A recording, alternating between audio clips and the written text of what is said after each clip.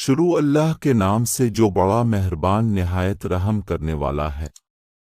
اب صلی اللہ علیہ وآلہ وسلم پر وحی کا ابتدائی دور اچھے سچے پاکیزہ خوابوں سے شروع ہوا۔ اب خواب میں جو کچھ دیکھتے وہ صبح کی روشنی کی طرح صحیح اور سچا ثابت ہوتا۔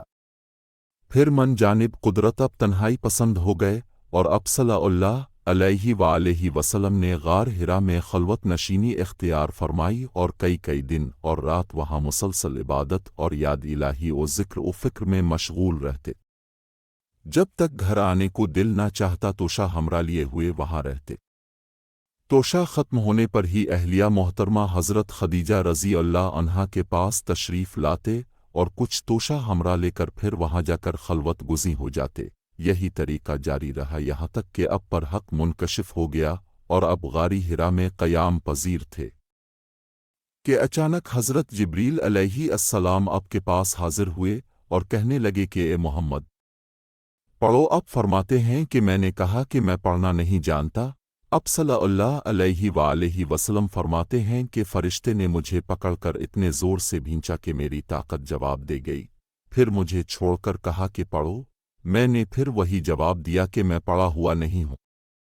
اس فرشتے نے مجھ کو نہایت ہی زور سے بھینچا کہ مجھ کو سخت تکلیف محسوس ہوئی، پھر اس نے کہا کہ پڑھ۔ میں نے کہا کہ میں پڑھا ہوا نہیں ہوں۔ فرشتے نے تیسری بار مجھ کو پکڑا اور تیسری مرتبہ پھر مجھ کو بھینچا، پھر مجھے چھوڑ دیا اور کہنے لگا کہ پڑھو اپنے رب کے نام کی مدد سے جس نے پیدا کیا اور انسان کو خون کی پھٹکی سے بنایا، پڑھو اور اب کا رب بہت ہی مہربانیاں کرنے والا ہے۔ پس یہی آیتیں اب حضرت جبریل علیہ السلام سے سن کر اس حال میں غار حرا سے واپس ہوئے کہ اب کا دل اس انوکھے واقعہ سے کانپ رہا تھا۔ اب حضرت خدیجہ کے ہاں تشریف لائے اور فرمایا کہ مجھے کمبل اوڑھا دو، مجھے کمبل اوڑھا دو۔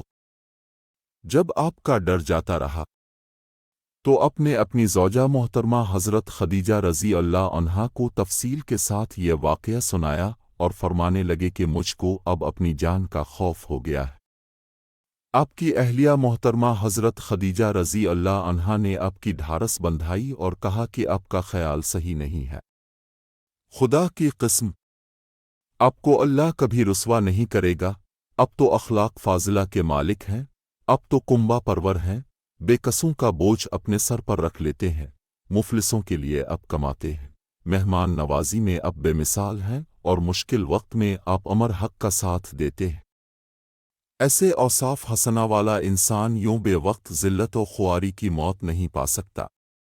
پھر مزید تسلی کے لیے حضرت خدیجہ رضی اللہ عنہا اب صلی اللہ علیہ وآلہ وسلم کو ورقہ بن نوفل کے پاس لے گئیں، جو ان کے چچا زاد بھائی تھے اور زمانہ جاہلیت میں نصرانی مذہب اختیار کر چکے تھے اور عبرانی زبان کے کاتب تھے، چنانچہ انجیل کو بھی حسب منشائے خداوندی عبرانی زبان میں لکھا کرتے تھے۔ انجیل سریانی زبان میں نازل ہوئی تھی، پھر اس کا ترجمہ عبرانی زبان میں ہوا۔ ورقہ اسی کو لکھتے تھے۔ وہ بہت بوڑھے ہو گئے تھے، یہاں تک کہ ان کی بینائی بھی رخصت ہو چکی تھی۔ حضرت خدیجہ رضی اللہ عنہا نے ان کے سامنے اب کے حالات بیان کیے اور کہا کہ اے چچا زاد بھائی، اپنے بھتیجے محمد صلی اللہ علیہ وآلہ وسلم کی زبانی ذرا ان کی کیفیت سن لیجئے۔ وہ بولے کہ بھتیجے، اپنے جو کچھ دیکھا ہے اس کی تفصیل سناؤ۔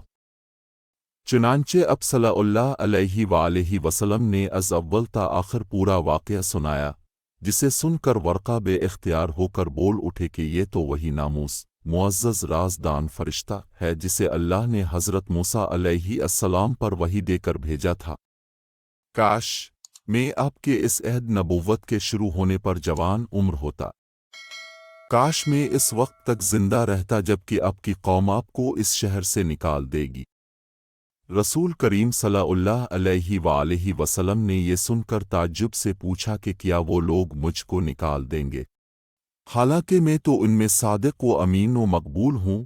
ورقہ بولا، ہاں یہ سب کچھ سچ ہے، مگر جو شخص بھی آپ کی طرح امر حق لے کر آیا لوگ اس کے دشمن ہی ہو گئے ہیں۔ اگر مجھے آپ کی نبوت کا وہ زمانہ مل جائے تو میں آپ کی پوری مدد کروں گا۔ مگر ورقہ کچھ دنوں کے بعد انتقال کر گئے۔ پھر کچھ عرصہ تک وحی کی آمد موقوف رہی۔